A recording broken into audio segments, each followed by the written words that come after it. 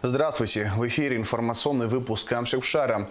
Я и мои коллеги из службы новостей готовы подвести итоги и рассказать о самых важных событиях в стране. И сегодня в выпуске.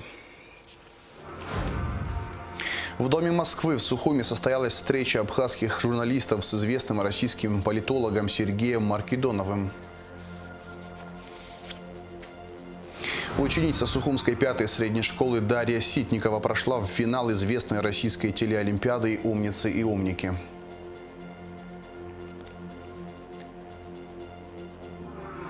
На культурно-деловой платформе ГУМА прошла выставка работ абхазского художника Леварсы Будба.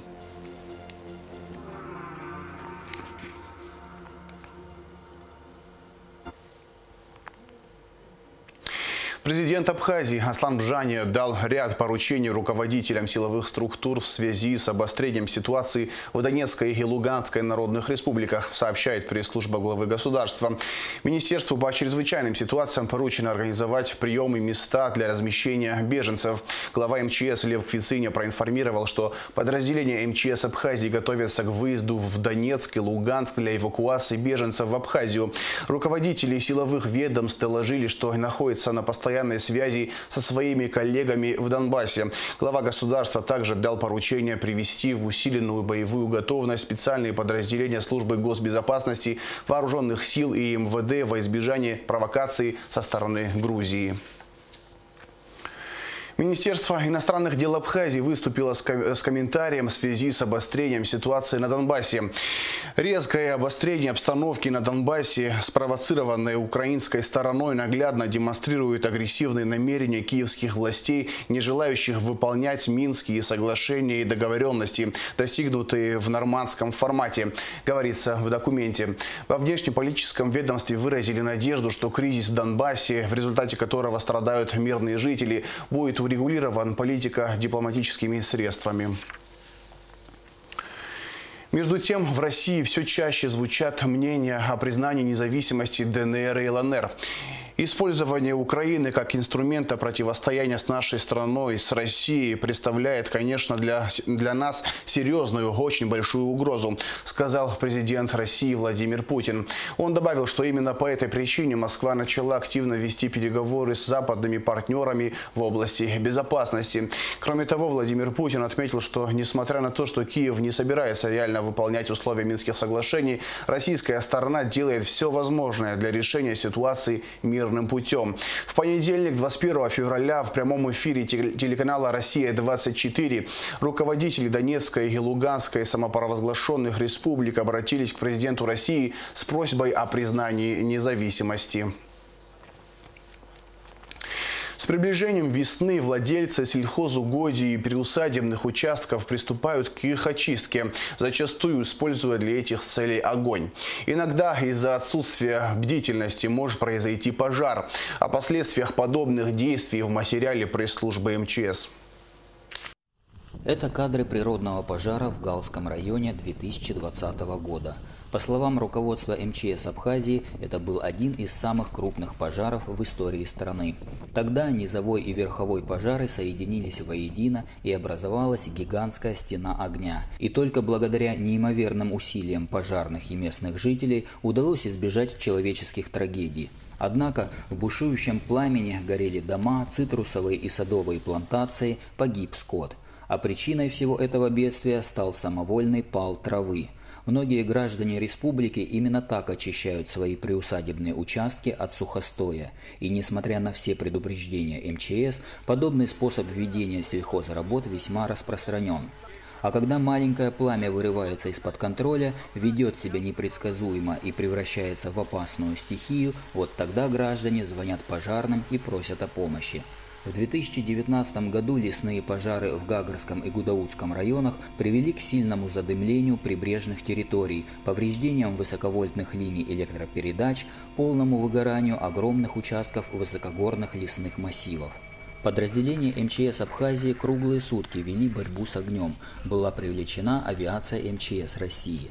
Тогда удалось отстоять населенные пункты от пожаров, однако бюджету страны был нанесен ущерб на миллионы рублей. Весна 2022 года еще не началась, но по словам спасателей, уже сейчас то там, то здесь видны столбы дыма подожженных сельхозугодий. Спасатели в очередной раз призывают граждан страны отказаться от подобной практики, ибо это чревато непредсказуемыми последствиями.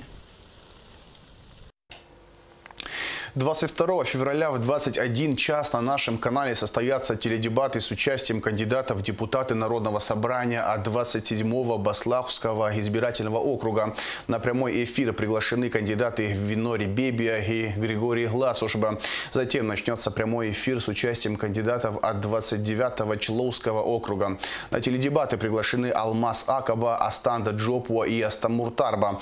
Напоминаем, что телезрители могут присылать свои вопросы кандидатам на электронную почту. Исполнилось 148 лет со дня рождения Дмитрия Гулия. В Сухуме в сквере перед Абхазской государственной филармонией имени Раждена Гумба состоялась церемония возложения цветов к памятнику Дмитрия Гулия. Почтить память патриарха абхазской литературы пришли исполняющие обязанности министра культуры Динара Смыр, министр просвещения Инал Габлия, поэты и прозаики, представители творческой и научной интеллигенции, общественность.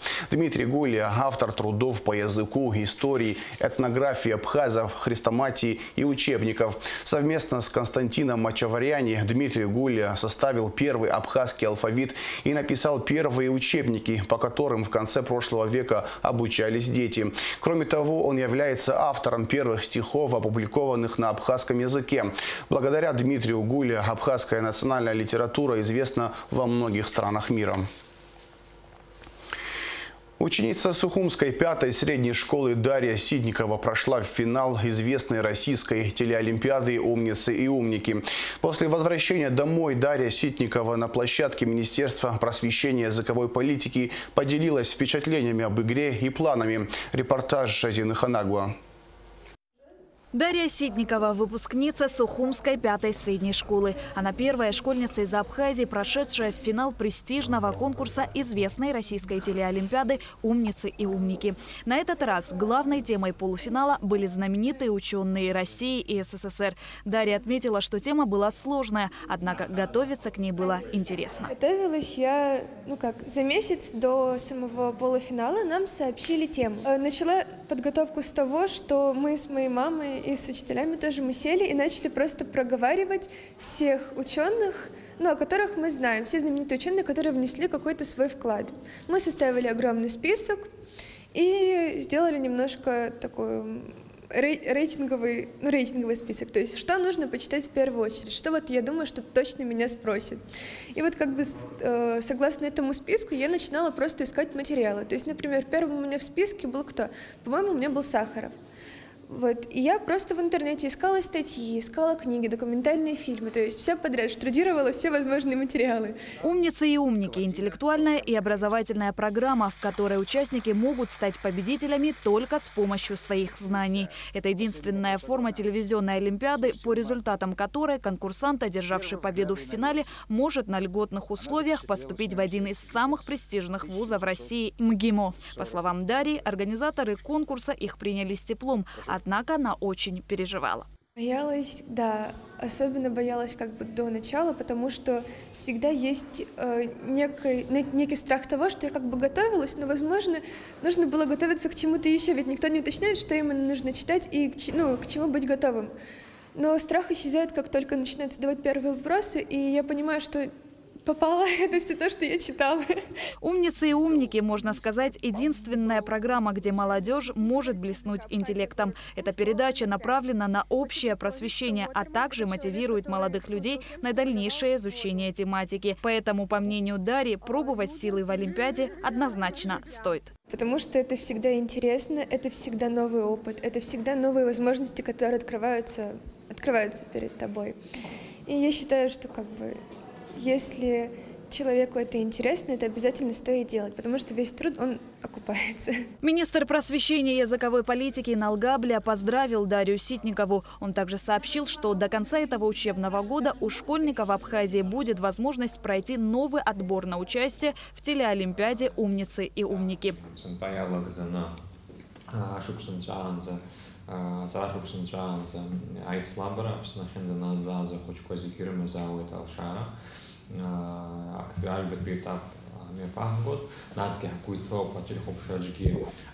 Умницы, умники, распылышими пыргуэпш, убыс черпшна, псныги ахцарц хатахоп, телехопшча, бибзины рыдеры клап хескуяна год, визы убыс брюза планку хаму. К конкурсу Дарью Ситникову готовила наставница и педагог Нона Квициня. Она также сопровождала Дарью в Москву. Даша молодец, я могу сказать.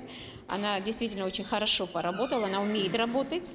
И я думаю, что у нее результаты неплохие. Единственное, что она переживала, что она же понимает, что все в Абхазии, я уверена, смотрят передачи, интересуются, все за нее волнуются, я уверена, потому что это наш первый опыт появления на Первом канале в такой интеллектуальной олимпиаде, соответственно. И поэтому она понимает, какая ответственность на ней лежала. Она практически знала от 80 до 90 почти процентов ответов, которые прозвучали, вопросы, которые прозвучали, я имею в виду. Полуфинал программы «Умницы и умники» покажут в марте, а финал состоится 2 апреля.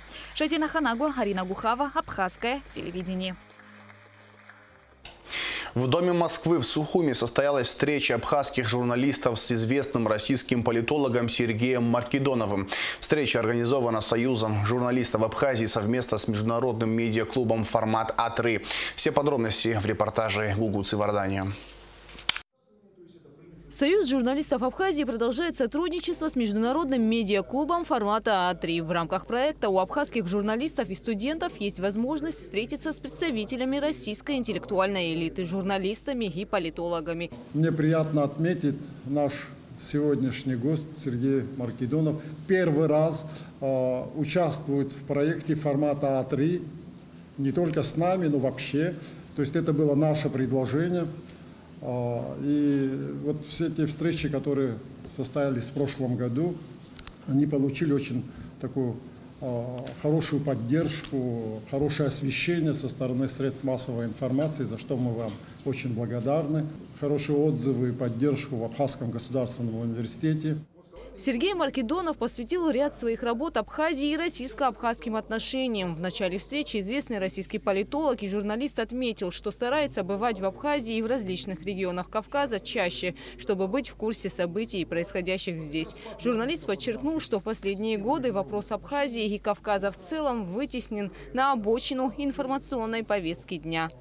Украина съела практически все информационное пространство. И сегодня с разных углов, с разных точек зрения спорят о том, будет военное решение, не будет военное решение. Часто люди рассматривают какие-то вещи, не наблюдая за ситуацией на земле с точки зрения каких-то генерализаций. Ведь просто же сказать, да, что трансформируется российский режим, поэтому российский режим хочет войны. Или есть некие геополитические комбинации. Я вот студентам уже обещаю слово «геополитика» запретить. Потому что геополитика, дальше просто Казахстан подставляется на место Украины, Украина на место Абхазии, что-то еще на место там Латинской Америки, и все объясняется исключительно интересами великих держав, хотя ситуация часто бывает гораздо более запутанная. Человек, у которого есть сердце, не хочет войны, процитировал в ходе встречи слова Александра Третьего российский политолог. Почему мир оказывается невостребованным? Почему чаще находится военное решение политических проблем? На эти и другие вопросы пытаются ответить многие. Но в то же время здесь важно понимать причинно-следственную связь, подчеркнул Сергей Маркидонов. Сегодня, когда у нас вся лента и все информационные топы забиты Украиной и этой ситуацией, нельзя не видеть взаимосвязь того, что происходило тогда и происходило здесь и в 90-е годы, и в 2008-м. Вот у нас, знаете, тоже так любопытная происходит ситуация. Все, кто считает себя путинистами, заговорили о геноциде в Донбассе. Все, кто себя считает антипутинистами, стали флаги украинские вывешивать. Но разве не то же самое мы видели в 92-м году? Когда абхазов вдруг все стали считать коммунистами. Вы-то это лучше всего знаете. Абхазы, понятно, они там за коммуняк, за Советский Союз и так далее. А Грузия – это демократия. Сергей Маркидонов рассказал, что на прошлой неделе у него была встреча с главным редактором одного многотиражного кипрского издания. Однако в составленных для российского политолога вопросов, по его мнению, ряд важных тем не прозвучал. Я говорю, вот удивительное дело, в вашем уравнении нет Донбасса от слова совсем. Есть кто угодно, есть американцы, есть ЕС, есть Путин. присутствует Украина, но украинско-донбасского измерения нет. Как в свое время не было абхазско-грузинского измерения. Да, долгое время нам говорили, что это просто конфликт демократической Грузии, авторитарной России, западного мира и так далее и тому подобное. Сергей Маркидонов добавил, что в мире многие говорят о правах человека, но признавать, что права абхазов и других народов часто нарушались, не хотят.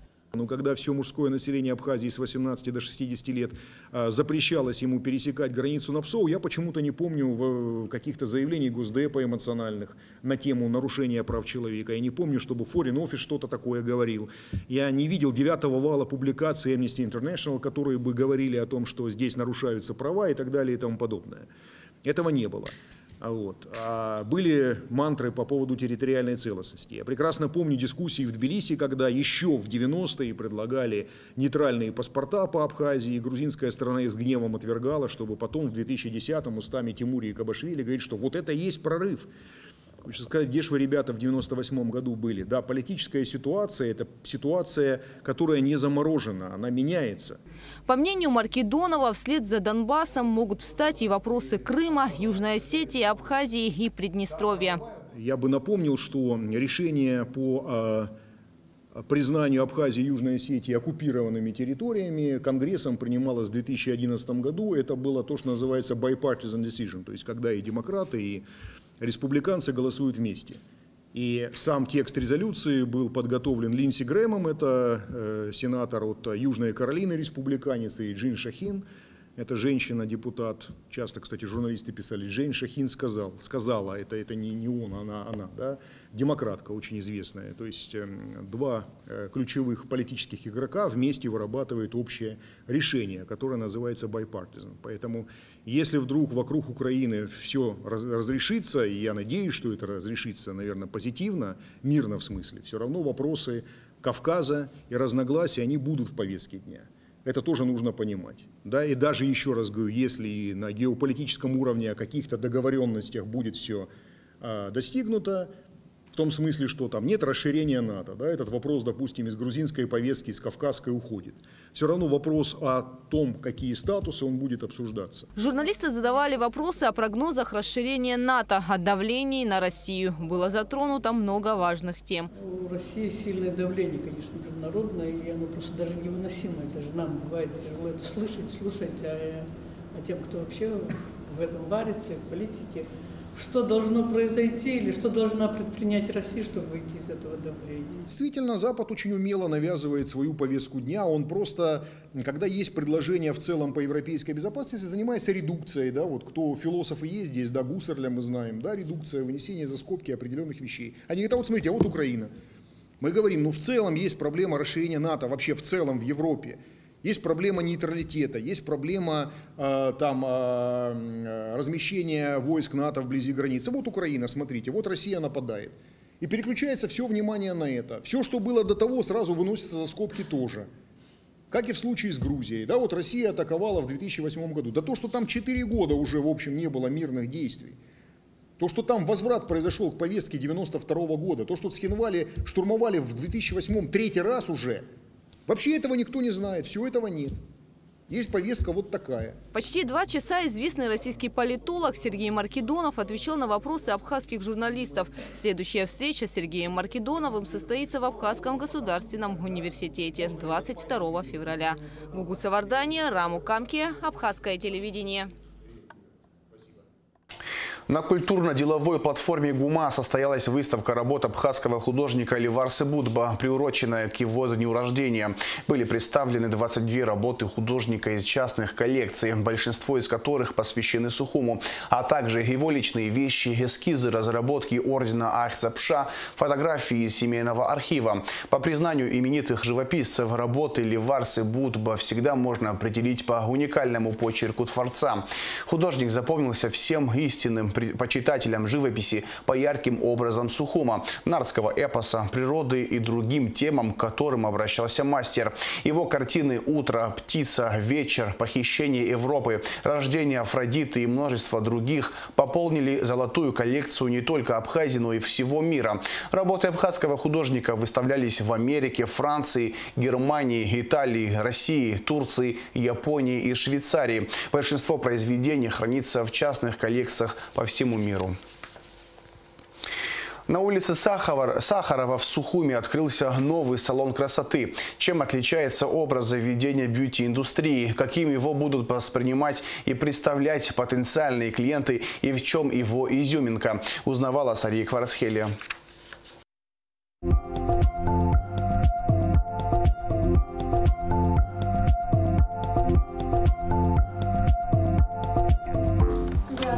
Здравствуйте. Я записана на маникюр и лазер. Проходите, пожалуйста. Эрика Тативасян впервые в салоне с символичным названием «Сахар» на улице Сахарова. Об его открытии она узнала от своей подруги, которая уже успела воспользоваться услугами салона. Эрика сразу же нашла бьюти «Сахар» в Инстаграм и записалась на маникюр. Я зашла, посмотрела их работы. Мне очень понравилось, решила написать в директ, записалась, сегодня пришла. А что самое интересное, идет акция у них по 500 рублей до конца месяца, а почему бы и не воспользоваться? Спокойные, приглушенные тона, а также минимальное количество деталей в салоне впечатлили девушку. Такой дизайн интерьера выбран не случайно. Он успокаивает, расслабляет и радует глаз клиента, отметила владелица заведения Илона Наумова. Илона в индустрии красоты уже 7 лет, а любовь к этому виду деятельности у нее с детства. Постепенно мечта о своем салоне красоты стала реальностью. Ранее у меня был в Гудауте салон. Я его, естественно, сдала по семейным обстоятельствам, по переезду в Сухум и решила открыть в нашей столице салон.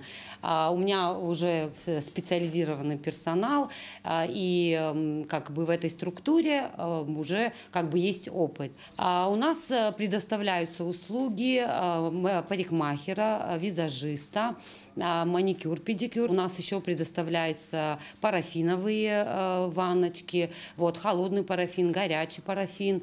И будем расти, как говорится, еще будет много услуг. Здесь поработают с формой ногтей, обрежут отросшую кутикулу и по желанию клиента нанесут специальное покрытие. А если у вас есть своя идея, то стоит как можно подробнее рассказать об этом мастеру. Персонал у нас уже набран, и девочки уже все обучались с сертификатами, они уже работали. И пока не набрала персонал на администратора, буду искать, естественно. Пока я занимаюсь всем этим. Уже хотим приобрести свой салон, то есть не в аренду, свой.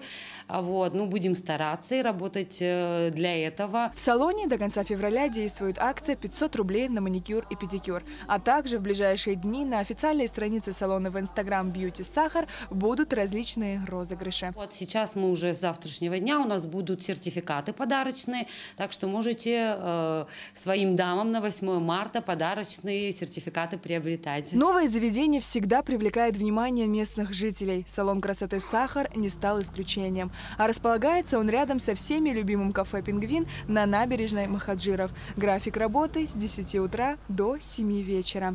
Сария Кварцхелия, Тимур Гугохия, Абхазское телевидение. Сразу после новостей на нашем канале начнутся теледебаты кандидатов в депутаты Народного собрания от 16-го Дурипшского избирательного округа. На прямой эфир приглашены Астамур Джугелия и Беслан Халваш. Затем начнется прямой эфир с участием кандидатов от 30-го Кутолского округа. На теледебаты приглашены Аслан Басария и Вахтанг Гуланзе. Также сегодня состоится эфир с участием кандидатов в депутаты от 1-го Новорайонского избирательного округа. На прямой эфир приглашены Гинар Гицба, Рамаз Джопуа и Гунда Квициния. А в завершении выпуска о погоде.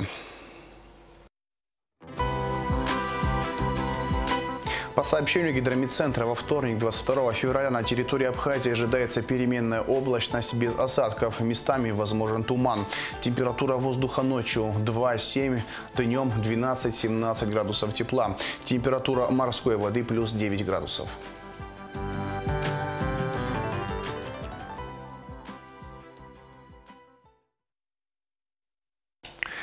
На этом информационный выпуск «Камчушара» подошел к концу. Всего хорошего. До свидания.